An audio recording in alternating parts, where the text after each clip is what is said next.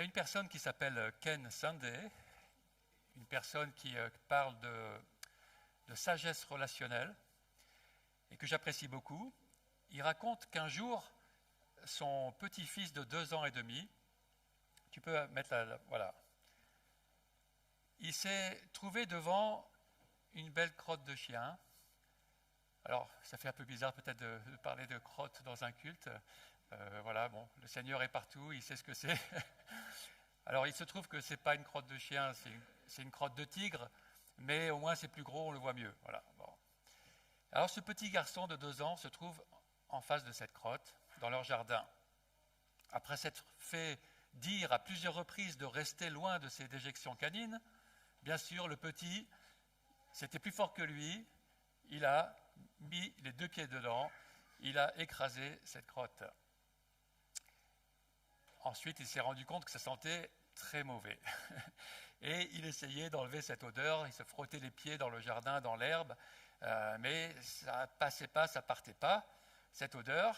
Et il arrive dans la terrasse, sur la terrasse de la maison, et il continue à essayer de frotter ses pieds, etc. Et Ken, qui voit son petit-fils faire tous ces gestes dehors, tous ces mouvements étranges par la fenêtre, il dit, quand j'ai ouvert la porte, j'ai été accueilli par une odeur épouvantable et un petit visage tout triste avec ces mots plaintifs, « Papy, lave-moi !» Et Ken continue, surmontant mon envie de disputer ce petit garçon, on l'avait prévenu quand même. Ce petit garçon qui sentait très mauvais, je me suis plutôt agenouillé, j'ai retiré ses chaussures en lui disant « Papy va te nettoyer ». Nous avons alors attrapé le tuyau, commencé à effacer toutes ces preuves de sa dernière mésaventure. Et lorsque nous avons terminé le travail, mon petit-fils a récompensé mes efforts avec un sourire radieux et une confession simple mais inestimable. « Pardon pour caca, papy. Merci pour laver. » Ken a fait preuve de miséricorde envers son petit-fils. Et ce thème-là, de la miséricorde, est tout à fait en lien avec notre béatitude d'aujourd'hui dans Matthieu 5, 7. « Heureux les miséricordieux, car ils obtiendront miséricorde. » Avec cette 5e béatitude, nous arrivons à la 2e partie des béatitudes. Et c'est l'occasion de voir la structure de ces béatitudes, on ne l'a pas encore vue. Plusieurs compositions ont été avancées, mais je trouve la suivante la plus convaincante. À la manière hébraïque de s'exprimer de manière symétrique, il y a 8 béatitudes qui s'articulent en 2 blocs, avec la première et la dernière qui forment le cadre, avec cette même formule qui les conclut littéralement, car à eux est le royaume des cieux, donc première et 8e béatitude. Et cette forme de cadre avec une première déclaration et une dernière déclaration, ça s'appelle une inclusion, et c'est caractéristique des écrits hébraïques.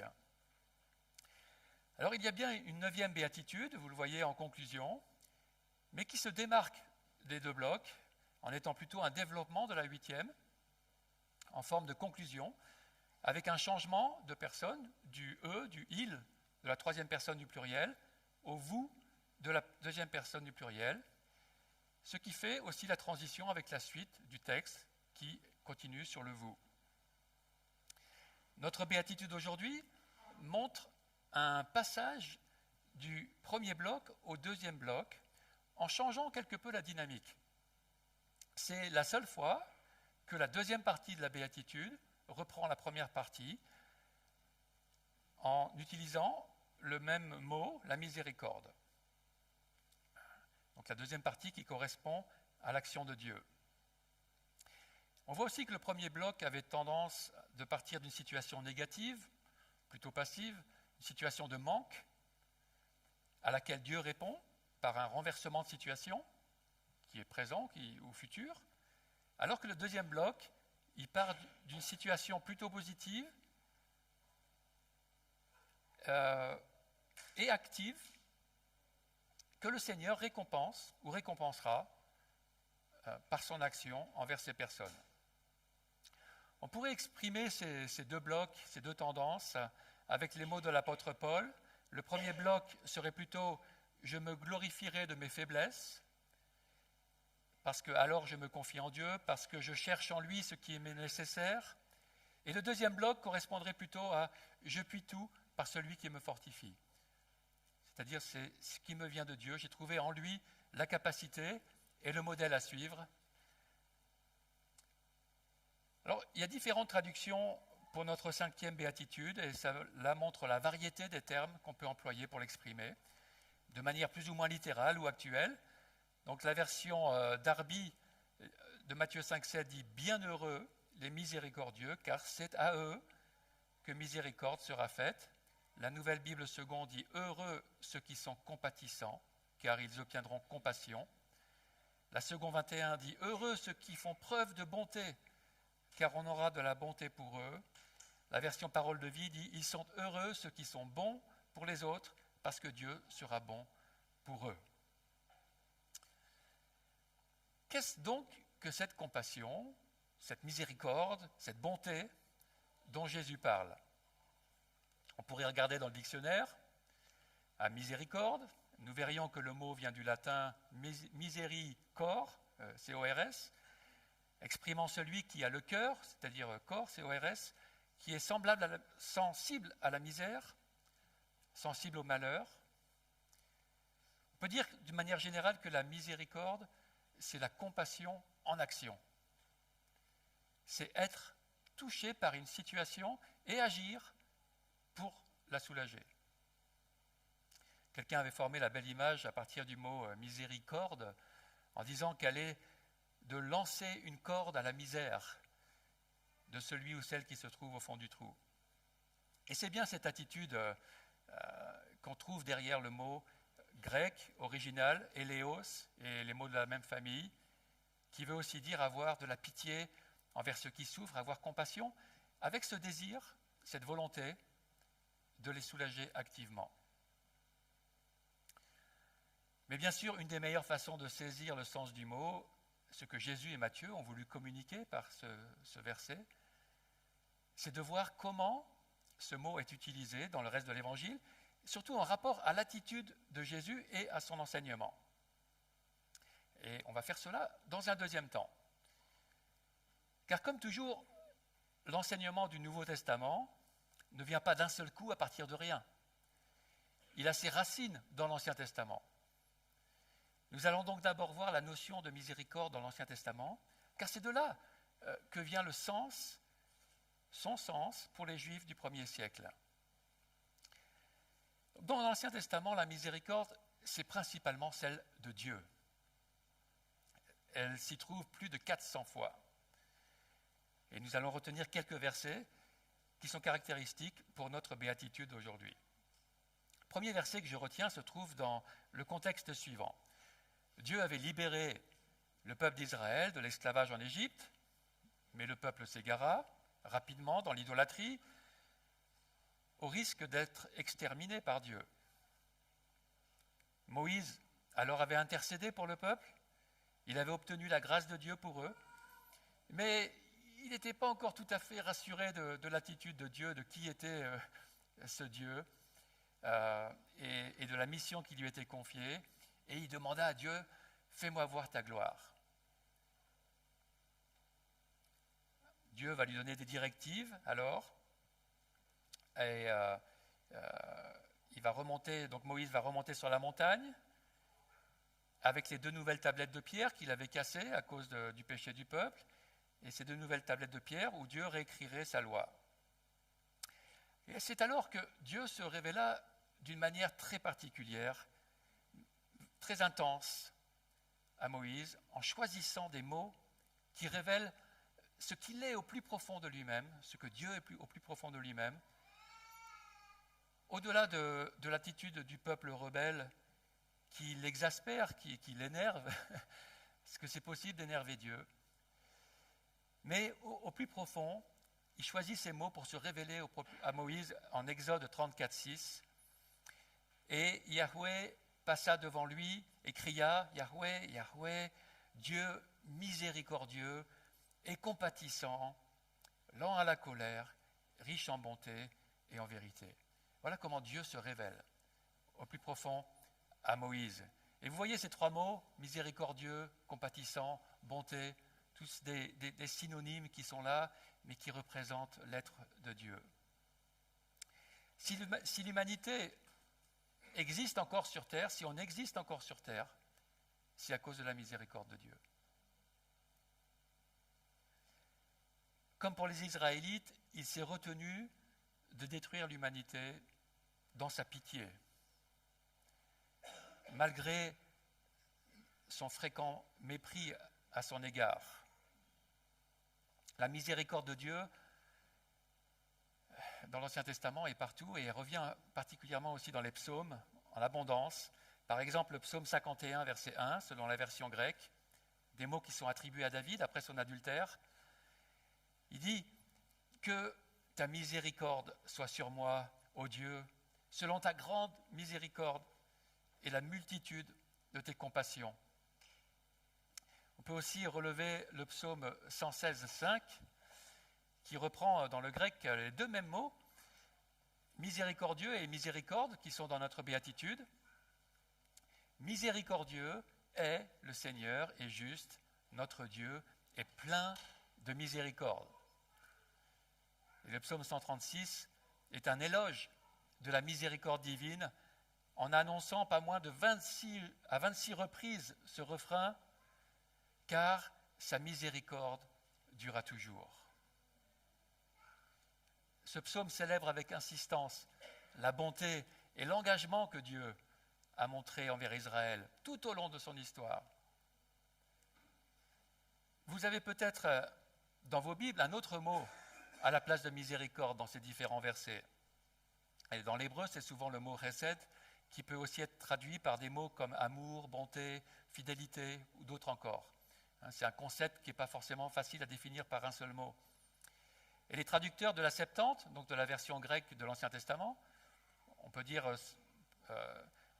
la plupart de ces passages vers le IIe siècle avant Jésus-Christ, ça va du IIIe au 1er siècle.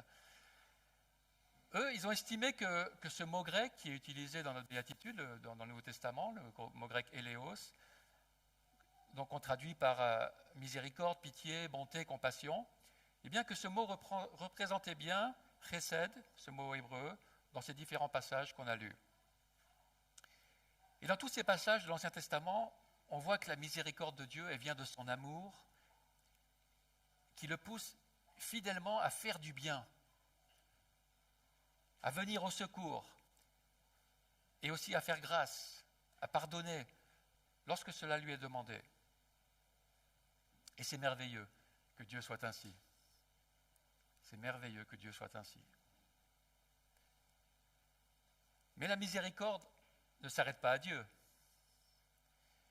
On voit aussi que nous ayant créé à son image, il s'attend à ce que nous agissions comme lui.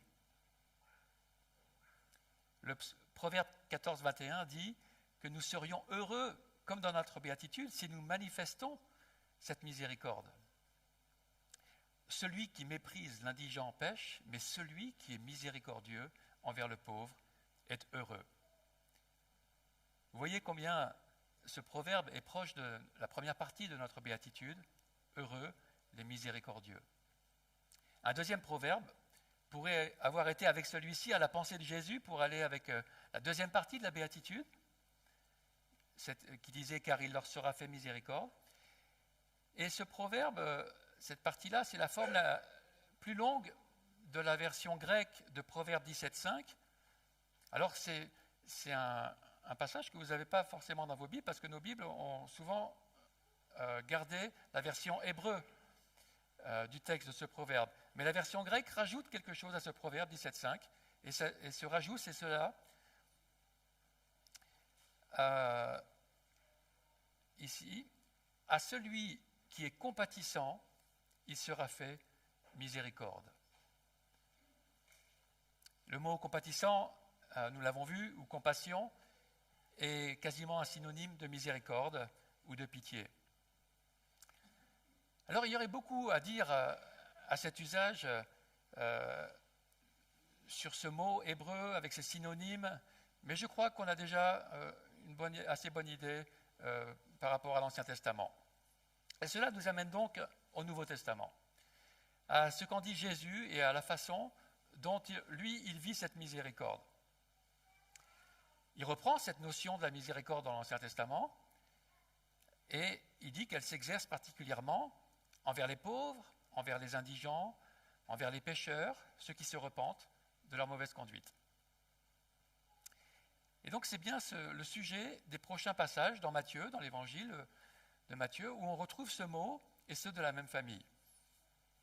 En Matthieu 6,2, donc juste quelques versets après notre béatitude, nous lisons ces paroles de Jésus. « Quand donc tu fais un acte de compassion », vous vous rappelez, on a dit que la miséricorde, c'est la compassion en action. Quand tu fais un acte de compassion, et donc ce qui est traduit ici par acte de compassion, c'est le même, c'est-à-dire c'est un mot grec de la même racine que ce mot miséricorde qu'on a dans la béatitude. Ne sonne pas de la trompette devant toi, comme les hypocrites le font dans les synagogues et dans les rues, afin d'être glorifiés par les gens. Amen, je vous le dis, ils tiennent là leur récompense. Mais quand tu fais un acte de compassion, que ta main gauche ne sache pas ce que fait ta main droite, afin que ton acte de compassion se fasse dans le secret, et ton Père qui voit dans le secret te le rendra. Voyons donc bien la compassion en action ici. Elle se manifeste concrètement par des dons en nature, comme des dons d'argent, ou une aide pratique. Ensuite, il y a deux passages distincts que Jésus va rappeler. Un texte de l'Ancien Testament, dans deux passages distincts, le même texte de l'Ancien Testament, toujours dans la version grecque, c'est Osée 6,6, qui montre que Dieu prend plus plaisir à la miséricorde qu'à la religion qui n'est qu'une pratique extérieure et non du cœur, et que les règles sont au service de l'amour et non l'amour au service des règles. Ça, c'est une attitude que Jésus manifeste dans toute sa vie et dans son enseignement. En Matthieu 9,10, comme Jésus était à table dans la maison, voici beaucoup de publicains et de gens de mauvaise vie vinrent se mettre à table avec lui et avec ses disciples. Les pharisiens virent cela, ils dirent à ses disciples, mais pourquoi votre maître mange-t-il avec des publicains et des gens de mauvaise vie ? Ce que Jésus, ayant entendu, il dit, ce ne sont pas ceux qui se portent bien qui ont besoin de médecins, mais les malades. Allez et apprenez ce que signifie, et donc là il va citer Ésaïe 6,6, Osée 6,6, je prends plaisir à la miséricorde et non au sacrifice. Car je ne suis pas venu appeler des justes, mais des pécheurs.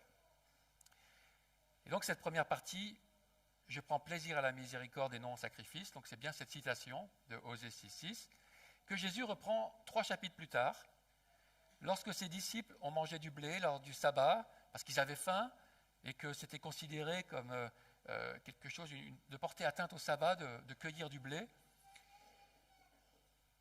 Et Jésus répondra alors à ceux qui accusaient les disciples en Matthieu 12,7 « Si vous saviez ce que signifie « je prends plaisir à la miséricorde et non au sacrifice », vous n'auriez pas condamné des innocents. » On voit que les lois sont au service des gens pour les protéger, pour leur bien. Lorsque les lois prennent le dessus sur l'amour qui est le commandement le plus important, qui est le but même des lois, alors les lois ne sont pas à leur place. La miséricorde est une expression de l'amour de Dieu. Et pour Dieu, les humains valent plus que les règles. Dans Matthieu 9, 27, 15, 22, 17, 15 et 20, 30, on voit ensuite des personnes qui crient à Jésus, qui disent « Aie pitié ». Ce sont des aveugles, une étrangère pour sa fille souffrante, un homme pour son fils lunatique. Et « Aie pitié », c'est le même mot grec que pour faire miséricorde dans notre béatitude. Et à chaque fois, Jésus aura effectivement pitié de ces personnes. Il mettra sa compassion en action faisant donc miséricorde en guérissant toutes ces personnes concernées. Et puis, au-delà de ces guérisons, il y a son enseignement sur l'aspect de la miséricorde qui est de faire grâce, de pardonner, comme lui-même le fait, comme lui-même le fera, jusqu'au don de sa vie. Il expliquera plus loin comment devrait fonctionner ce pardon miséricordieux pour nous aussi. Et il dira cela, un enseignement, en réponse à un questionnement de Pierre. Il va lui dire une parabole pour expliquer ce concept. En Matthieu 18, verset 21, nous lisons « Alors Pierre s'approcha de Jésus et lui dit « Seigneur, combien de fois pardonnerai-je à mon frère lorsqu'il péchera contre moi ? Est-ce que ce sera jusqu'à 7 fois ?» Jésus lui dit « Je ne te dis pas jusqu'à 7 fois, mais jusqu'à 70 fois 7 fois. C'est pourquoi le royaume des cieux ressemble à un roi qui voulut régler ses comptes avec ses serviteurs. Quand il se mit à l'œuvre, on lui amena un serviteur qui devait 10 000 sacs d'argent. Comme il n'avait pas de quoi payer, son maître ordonna de le vendre, lui, sa femme, ses enfants et tout ce qu'il avait, afin d'être remboursé de cette dette. Le serviteur se jeta par terre, se prosterna devant lui en disant « Seigneur, prends patience envers moi, je te paierai tout. » Rempli de compassion, le maître de ce serviteur le laissa partir et lui remit la dette. Et c'est cela la miséricorde, la compassion en action. Et cela sera confirmé par Jésus à la fin de l'histoire.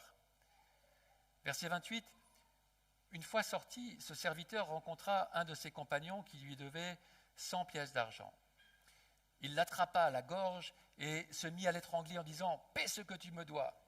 Son compagnon tomba à ses pieds en le suppliant « Prends patience envers moi et je te paierai ».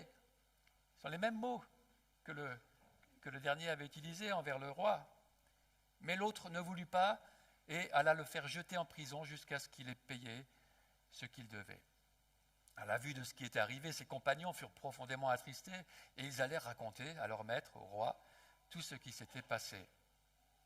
Alors le maître fit appeler ce serviteur et lui dit « Méchant serviteur, je t'avais remis en entier ta dette parce que tu m'en avais supplié. Ne devais-tu pas, toi aussi, faire miséricorde à ton compagnon, comme je t'ai fait miséricorde ?» Et son maître, irrité, le livra au bourreau jusqu'à ce qu'il ait payé tout ce qu'il devait. C'est ainsi, Jésus conclut, que mon Père céleste vous traitera si chacun de vous ne pardonne pas à son frère de tout son cœur. Voilà la parabole de Jésus pour expliquer à Pierre ce qu'est ce pardon. Il nous montre un modèle de miséricorde, la miséricorde du roi qui représente Dieu, et c'est une miséricorde qui demande à être répliquée. Et Jésus est en fait lui-même cette incarnation de la miséricorde de Dieu. Il est lui-même la compassion de Dieu en action. Et par cette parabole, il nous encourage à agir comme lui. Dieu exerce sa miséricorde envers nous et nous l'exerçons envers les autres. Nous devons faire comme il nous a été fait. Premièrement, Dieu nous fait miséricorde, nous faisons miséricorde, et Dieu fait miséricorde, et nous faisons miséricorde, ainsi de suite. C'est une réplication de la miséricorde de Dieu. Mais attention, cette miséricorde, on le voit, est conditionnelle. Nous pouvons arrêter cette réplication, ce cercle. Vous voyez ce premier verset, Matthieu 18, 33, qu'on a lu. « Ne devais-tu pas aussi faire miséricorde à ton compagnon ?» Et Jacques de 13 nous dit que le jugement est sans miséricorde pour qui n'a pas fait miséricorde. Le cercle est arrêté. La réplication est arrêtée. Et puis Matthieu 5, 7, donc notre béatitude, « Heureux les miséricordieux, car ils obtiendront miséricorde. » Jésus l'a expliqué, la remise de dette que le roi de la parabole a effectuée, dans sa pitié pour le serviteur, parle du pardon que Dieu nous fait pour notre péché. Il en va du pardon comme de la miséricorde. On le reçoit d'abord, puis on le donne ensuite, de la même façon qu'on l'a reçu. Si on n'est pas capable de le donner à notre tour, c'est que nous n'avons pas compris ce qui nous a été pardonné. Jésus reprendra ce principe un peu après les béatitudes dans le Sermon sur la montagne, dans le Notre Père, cette prière bien connue qu'il a enseignée à ses disciples. En Matthieu 6, 12, il dit « Pardonne-nous nos offenses, comme nous pardonnons aussi à ceux qui nous ont offensés. » Et Jésus fait un commentaire de ce verset, juste après, verset 14. « Si vous pardonnez aux hommes leurs offenses, votre Père céleste vous pardonnera aussi. Mais si vous ne pardonnez pas aux hommes, votre Père ne vous pardonnera pas non plus vos offenses. » Vous voyez cette boucle qui est arrêtée par notre propre attitude. La miséricorde de Dieu et son pardon envers nous ne sont efficaces que si on les reçoit dans la repentance et la reconnaissance qui implique un changement de cœur, qui est opéré par l'Esprit Saint, qui s'est reçu dans la foi en Jésus-Christ et dans son œuvre. Alors, si ce n'est pas accompagné de cela, s'il n'y a pas eu cette pénétration dans le cœur de ce Saint-Esprit de Dieu, de ce pardon de Dieu, c'est qu'ils ont été juste reçus, le pardon a été reçu, la miséricorde a été reçue, que pour pouvoir s'en tirer à bon compte. Mais il n'y a pas eu de réconciliation profonde avec Dieu. Et nous ne sommes pas alors capables de répliquer la miséricorde, de répliquer ce pardon. Par contre, une fois que nous avons reçu l'Esprit de Dieu, nous sommes alors exhortés à agir de la même façon que lui. Et dans son évangile, Luc exprime ainsi cette pensée de Jésus, en Luc 6, 36, « Soyez donc miséricordieux comme votre Père est miséricordieux. » Pour terminer, nous allons survoler rapidement l'ampleur de cette miséricorde que Dieu a opérée envers chacun d'entre nous à travers son œuvre de réconciliation en Jésus-Christ, son Fils. En Éphésiens 2,4, il est dit « Mais Dieu, qui est riche en miséricorde, à cause du grand amour dont il nous a aimés, nous qui étions morts par nos offenses, nous a rendus à la vie avec Christ. » En Tite 3,5, il nous a sauvés, non à cause des œuvres de justice que nous aurions faites, mais selon sa miséricorde, par le baptême de la régénération et le renouvellement du Saint-Esprit qu'il a répandu sur nous avec abondance par Jésus-Christ notre Sauveur, afin que, justifiés par sa grâce, nous devenions en espérance héritiers de la vie éternelle. 1 Pierre 1,3, béni soit Dieu, le Père de notre Seigneur Jésus-Christ, qui, selon sa grande miséricorde, nous a régénérés pour une espérance vivante, par la résurrection de Jésus-Christ d'entre les morts, pour un héritage qui ne se peut ni corrompre, ni souiller, ni flétrir, lequel vous est réservé dans les cieux. Et en Hébreux 2,17, on passe au Fils, à Jésus. En conséquence, il a dû être rendu semblable en toutes choses à ses frères, afin qu'il soit un souverain sacrificateur miséricordieux et fidèle, comme le Père, dans le service de Dieu, pour faire l'expiation des péchés du peuple.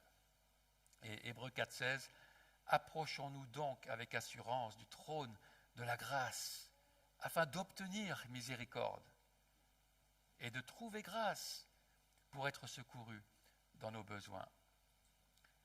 Comme dans la parabole, nous nous approchons du trône pour obtenir miséricorde et nous la recevons.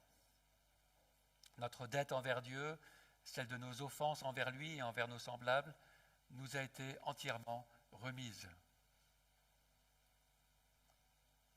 Est-ce que cette miséricorde s'arrête ensuite à nous? Ou est-ce que nous la transmettons à notre tour? Alors bien sûr, nous sommes plus limités que Dieu. Nous ne sommes pas tout puissants pour exercer cette ampleur de la miséricorde de Dieu. Et puis il y a des personnes qui vont abuser de la miséricorde, etc. on pourra l'exercer que d'une manière imparfaite. Mais avec l'assistance de son esprit, nous voulons apprendre à suivre son exemple. C'est quelque chose qui maintenant est en nous, ce désir de vouloir faire comme il nous a été fait. Je remets notre béatitude d'aujourd'hui. Heureux les miséricordieux, car ils obtiendront miséricorde. Pouvons-nous dire que nous sommes ces personnes heureux, ces gens heureux, personnes heureuses? Ainsi, Jésus fait comprendre que nous le sommes. Si sa miséricorde divine a fait son œuvre en nous, et dans ce cas, ça devient aussi une exhortation à continuer à lui ressembler. Mais si nous ne sommes pas dans cette attitude de cœur envers notre prochain, nous pouvons alors nous poser cette question, mais pourquoi Dieu nous ferait-il donc miséricorde à nous, si on n'est pas prêt à la faire aux autres? Je conclus par la version de Second 21 qu'on a lue tout à l'heure. Heureux ceux qui font preuve de bonté, car on aura de la bonté pour eux. C'est ce que j'appelle la beauté de la bonté de Dieu qui se réplique à l'infini. Prions quelques instants.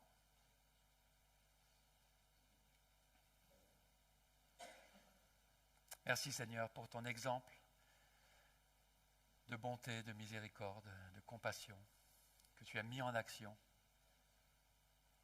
envers nous, envers chacun de nous, nous tous qui nous sommes approchés de ton trône et t'avons supplié de nous pardonner.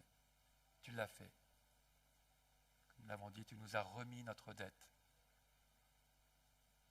Seigneur, on ne peut que te louer pour cela, que t'adorer et entrer dans cette œuvre, dans cette dynamique que tu as mise en place, qui agit en nous par ton Esprit Saint, de faire miséricorde, de faire grâce, de pardonner à notre tour.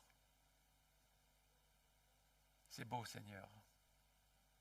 Et nous te louons de nous apprendre à le faire. En Jésus-Christ.